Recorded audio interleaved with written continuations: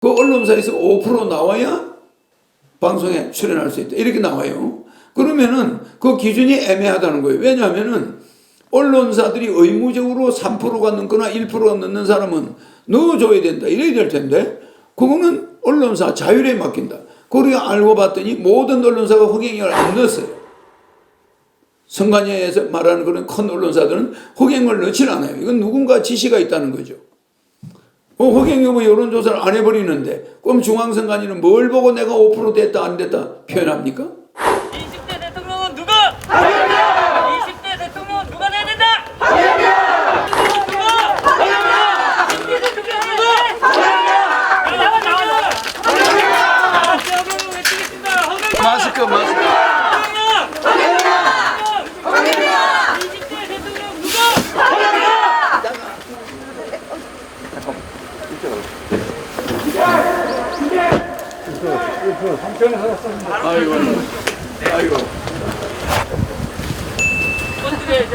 아이고.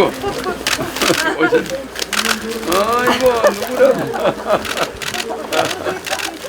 그래. 자, 일단 나가겠습니다. 자, 일단 나가겠습니다. 네,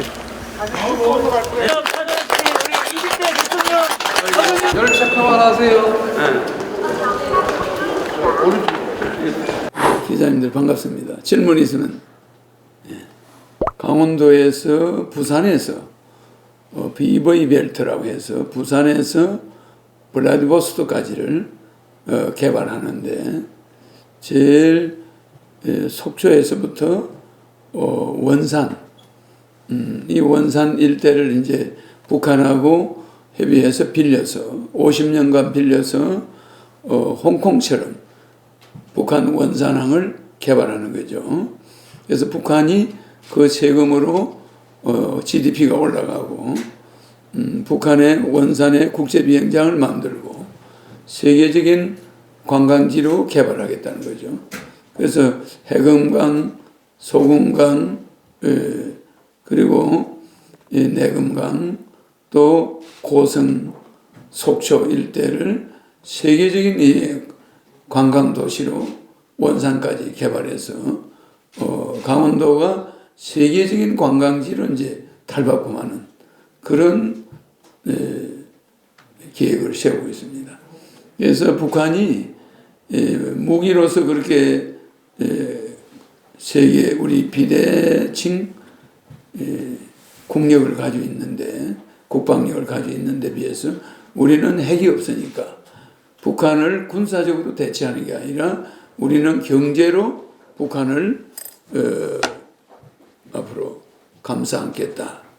그래서 경제적으로 북한이 발전되면은 우리 나진 그리고 선봉 그리고 나가서 자루비노 블라디보스토크 그리고 연해주와 하바르보스크주 그 일대 대한민국 한반도의 10배 정도 되는 100만 제곱킬로미터의 땅을 러시아로부터 100년간 빌려서 우리가 4차 산업기지로 만들고 또 그곳에다가 우리 한민족이 코리아 자치주를 만들어서 러시아 쪽으로 진출하겠다. 러시아 쪽이 앞으로 온대지방으로 바뀌어갈 걸 알고 있어요. 그래서 러시아의 연해주와 하바르보스크가 영하 그렇게 심하던 영하가 추운 온도가 좀 달라질 걸 봅니다. 온대지방 비슷하게 돼서 농사짓기 아주 좋아요. 그래도 우리는 비닐하우스 기술이 발달되어 있어서 그 러시아 지역을 농사짓기 적합하고 우리 한반도에 있는 우리 국민이 식량 자급자족하기 아주 좋은 장소입니다. 그래서 식량 자급자족하는 기지로 삼겠다. 그래서 강원도가 그 시발점에 있기 때문에 굉장한 러시아와 북한을 거쳐 강원도 속초로 들어오는 이 강원도가 발전될 걸로 그렇게 기대합니다. 러시아와 중국과 연결되어 있는 북한에 투자한다면은 그 북한 체제가 조금 좋아져서 투자를 할 수 있게 된다면 자기 전 재산을 투자하겠다. 짐 노저스도 그런 말을 했습니다. 세계적인 투자자들이 북한으로 몰려올 가능성이 많아요. 그래서 우리는 청진, 초엘 처음에는 북한의 원산항을 빌려서 50년간 빌려서 홍콩처럼 만들어서 북한에 돌려주는 거죠. 그렇게 되면은 그것이 잘 되면 북한이 조세 수입이 좋아지니까 그 조세 수입으로 북한 경제가 나아지게 되면 우리는 또 판문점을 휴전선 부근에 있는 판문점을 우리는 북한에서 유엔에서 가지고 와서 유엔 본부를 판문점으로 옮기게 되니까 이 강원도 일대가 평화의 지대로 또 바뀝니다. 이렇게 해서 한민족이 북으로 뻗어나가는 그리고 세계적으로 투자자들이 북한 지역에 투자를 많이 함으로써 잠정적으로 전쟁이 억제되는 평화가 보장되는 그런 방법으로 나가려고 하는 겁니다. 그러니까 이제 그거는 우리가 이재명 후보나 윤석열 후보에게 후보를 등록하고 나자마자 그것이 알고 싶다 이런 프로에서 제보를 받습니다. 이런 걸 내면 되겠습니까? 대장동에 대한 제보를 받는다면 수천 건이 들어오겠죠. 근데 허경영 후보가 하늘공원 주식회사고 그 하나의 법인이고 1년에 낸 세금이 40억, 종합소득세가 40억 수준입니다. 작년 2019년 종합소득세가 2020년 종합소득세가 내가 42억이었죠. 그리고 연간 40억 정도의 종합소득세를 내는 그런 하늘궁을, 주식회사 하늘궁을 무슨 의혹의 대상이 있을 수 없습니다. 작년 매출이 210억이에요. 그럼 작년 매출 코로나 전국이 아니면 물론 한 1,000억 원 됐겠죠. 그런 대기업보다도 세금을 많이 내는 회사를 의혹이라니 그게 무슨 말입니까? 종교 예배를 보는 것도 아니고 종교도 아닙니다. 그냥 강의하는 데예요. 강의에서 직원도 내 한 명이고 직원이 없습니다. 법적으로. 제 한 명인데 1년에 세금을 42억을 내잖아요. 평균이 40억이죠. 그것도 코로나 전국에 사람이 못 오게 하는데도. 그리고 작년에 그 코로나 전국에도 210억 매출을 해가지고 세금을 42억을 내니까 그런 회사를 무엇 때문에 의혹을 신고받습니다. 그래 신고받으니까 의혹이 왔던가요? 전부 얼굴 가리고 가서 허경영 얼굴 어쩌고 이러는데 그건 전부 근거 없는 말이에요. 그 전부 우리 영업행위 자체를 내 강연하고 거기서 상담해주고 내가 에너지 넣어주고 그게 잘못이 있습니까?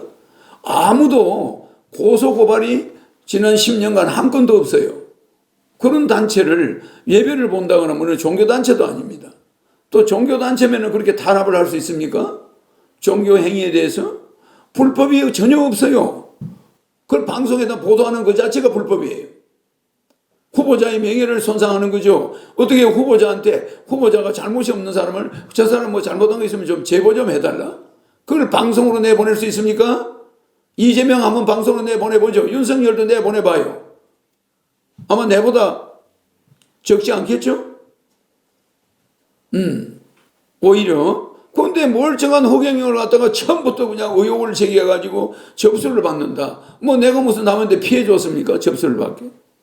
그거는 우리나라 법이 상당히 아직까지 문제가 있습니다. 중앙선관위가 자체적으로 여론조사를 한번 해가지고 5% 이상 되는 사람을 TV 토론해줘야 되는데 언론사들에게 막혀버려요. 그러면서 언론사가 여론조사해서 자기들이 인정하는 언론사에서만 여론조사해야 된다는 거야. 그런데 그 언론사들은 전부 유명한 언론사들이에요.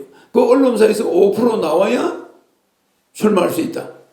방송에 출연할 수 있다. 이렇게 나와요.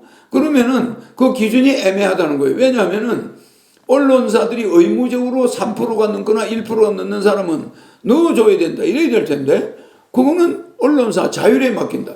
그걸 알고 봤더니 모든 언론사가 허경영을 안 넣었어요. 선관위에서 말하는 그런 큰 언론사들은 허경영을 넣질 않아요. 이건 누군가 지시가 있다는 거죠. 허경영은 여론조사를 안 해버리는데 그럼 중앙선관위는 뭘 보고 내가 5% 됐다 안 됐다 표현합니까?